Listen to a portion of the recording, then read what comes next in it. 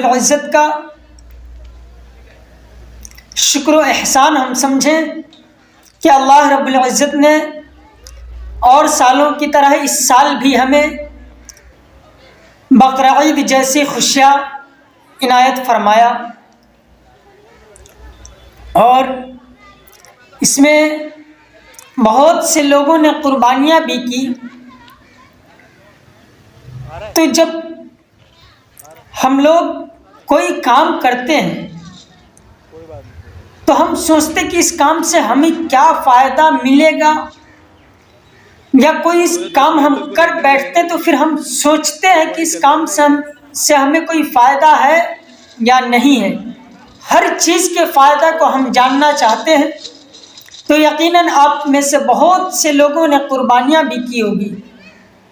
تو جو حضرات قربانیاں کی ہیں، اللہ رب العزت ان کی قربانیوں کو قبول و مقبول فرمائے، لیکن پھر بھی آپ کے دلوں میں خوشی ہوگی یہ بات جان کر کے کہ آپ کو اگر معلوم ہو جائے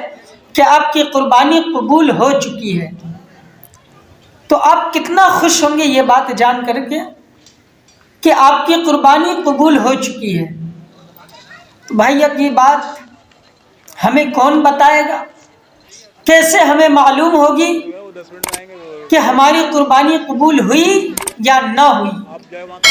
تو یہ بات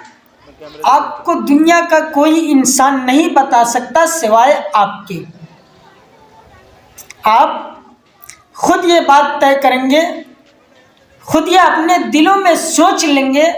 اور یہ خود ہی آپ کو اپنے فطرت کے اعتبار سے آپ کو معلوم ہو جائے گا کہ آپ کی قربانی قبول ہوئی یا نہ ہوئی۔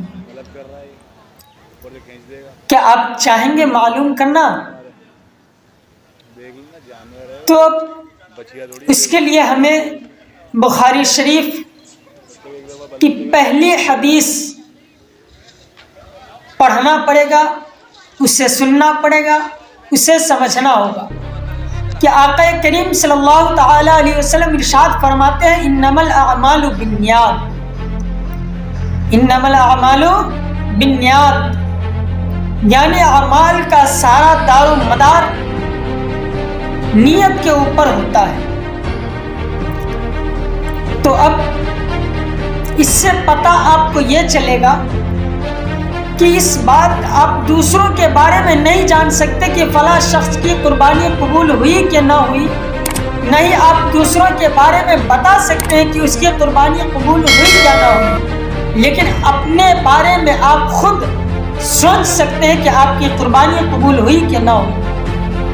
کیونکہ آپ کی نیت آپ سے بہتر کوئی نہیں جانتا۔ آپ کی نیت کیا تھی؟ بکرا لایا، آپ نے کتنا مہنگا لایا، کس مقصد سے لایا، یہ آپ جانتے ہیں اور رب جانتا ہے۔ تو آپ سوچ سکتے ہیں اس بات کو کہ اگر آپ کے دلوں میں دکھانا مقصد رہا ہوگا، یہ بات آپ جانتے ہیں کہ کس مقصد سے آپ نے لایا،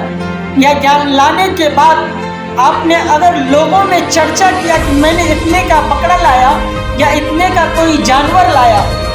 تو آپ اگر مقصد یہ ہوگا کہ لوگ مجھے کہے کہ فلاں شخص بڑا مہنگا بکرا لایا ہے یا بڑا مہنگا جانور لایا ہے، اپنے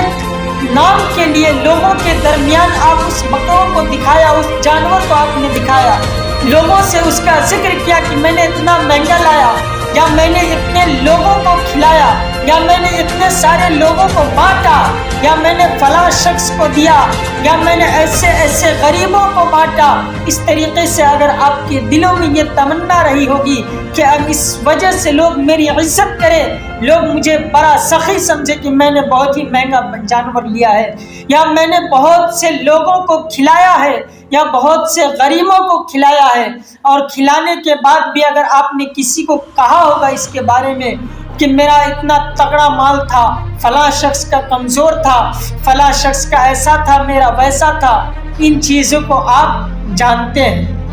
اگر آپ کسی کو کہیں یا نہ کہیں، لیکن آپ کی دل کی نیت کو آپ کے علاوہ اور آپ کے رب کے علاوہ کوئی نہیں جانتا۔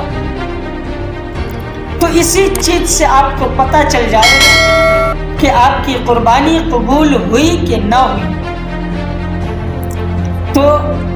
امید ہے کہ آپ کے دلوں میں اچھا ہی مقصد، رب کو راضی کرنا مقصد رہا ہوگا، کیونکہ ہم اتنا پیسہ مال و دولت اسی لیے خرچ کرتے ہیں کہ رب تبارک و تعالیٰ ہم سے راضی ہو جائے۔ لیکن پھر بھی اللہ ماشاء اللہ کچھ لوگ ایسے نکل جاتے ہیں ہمارے معاشرے میں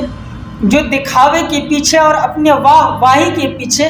اور اپنے نام کے پیچھے بھاگتے ہیں کہ لوگ میری عزت کریں، میرا نام ہو، میری واہ واہی ہو۔ اس مقصد کے پیچھے بھی کچھ لوگ بھاگتے ہیں۔ تو ہمیں آپ سے اچھی امید ہے، کیونکہ ایک مسلمان کے بارے میں آپ ہمیشہ اچھے خیالات رکھیں اور ان کے لیے اچھا ہی سوچیں، یہ ہمارا اور آپ کا فرض ہے۔ لیکن باقی آپ کی نیت کیسی تھی، کیا تھی، وہ آپ بہتر جانتے ہیں اور آپ کا رب بہتر جانتا ہے۔ آپ اپنے دلوں میں اگر جس طریقے سے ہم کوئی گناہ کرتے ہیں تو ہمارے دلوں میں ایک سوچ پیدا ہوتی ہے، ہمارے دماغ میں یہ وسوسہ پیدا ہوتا ہے کہ میں نے یہ گناہ کیا جو مجھے نہیں کرنی چاہیے۔ اسی طریقے سے آپ کو یہ پتہ چل جائے گا کہ میں نے جو بکرا لایا تو میرا مقصد کیا تھا اور کیا ہونی چاہیے، کیا نہیں ہونی چاہیے، یہ آپ بہتر جانتے ہیں۔ اللہ رب العزت کی بارگاہ میں میری دعا یہی ہے کہ اللہ رب العزت ہم سبوں کی قربانیوں کو قبول و مقبول فرمائے۔